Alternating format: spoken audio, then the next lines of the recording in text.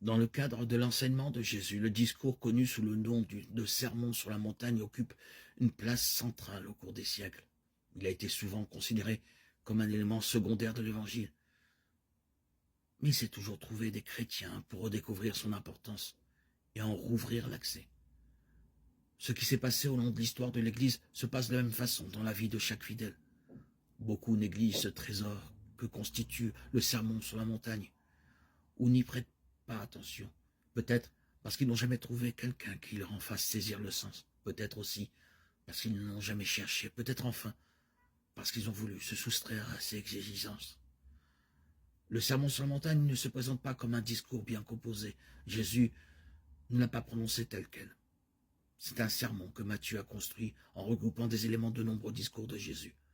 Il y va de l'annonce de l'Évangile, de l'appel à la foi et aussi de la réponse que cette foi exige dans la vie quotidienne. Celui-là, seul peut y découvrir ce que Jésus attend de lui et le but qu'il veut lui faire atteindre, qui s'y engage non seulement avec son intelligence mais avec son cœur, en un mot. Celui qui réalise la parole de Jésus dans sa vie de chaque jour. Celui qui se sait appelé par Jésus et qui est décidé à le suivre doit d'abord être convaincu qu'il se lance dans une aventure dont il ne voit pas au point de départ jusqu'où elle mènera. Nous pourrions en trouver confirmation dans la vie des saints. Nous verrions par exemple de beaucoup d'entre eux, comme le Sermon sur la montagne est capable de pénétrer dans une vie, de la modeler, de la transformer. Il nous faut le lire régulièrement. Matthieu 5, 2. Ce Sermon sur la montagne peut guérir des blessures, édifier une âme. De tout temps, les objections contre ce message ont toujours été les mêmes. Cela ne convient plus de nos jours, ou bien où tout cela va-t-il nous mener, ou bien encore, personne n'a le droit d'exiger cela de moi. Ces objections ont autant de poids aujourd'hui que dans le passé ou à l'époque de Jésus.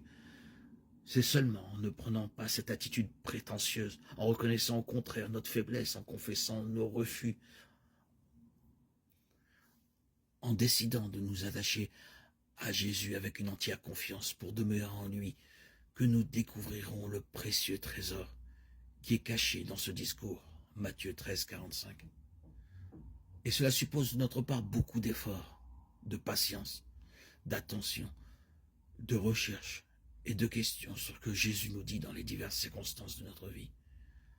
S'il y a dans l'Évangile un passage à propos duquel une telle attitude est nécessaire, c'est bien le Sermon sur la montagne. Il ne sera pour nous lumineux et riche de sens que si nous le mettons en pratique. C'est une chose, par exemple, de parler de l'amour des ennemis et d'en faire l'éloge comme d'une éminente vertu. C'en est une autre d'être effectivement bon avec quelqu'un qui, vis-à-vis de nous, se comporte en ennemi, nous hait et nous fait du mal. Agir ainsi, c'est le propre de Jésus.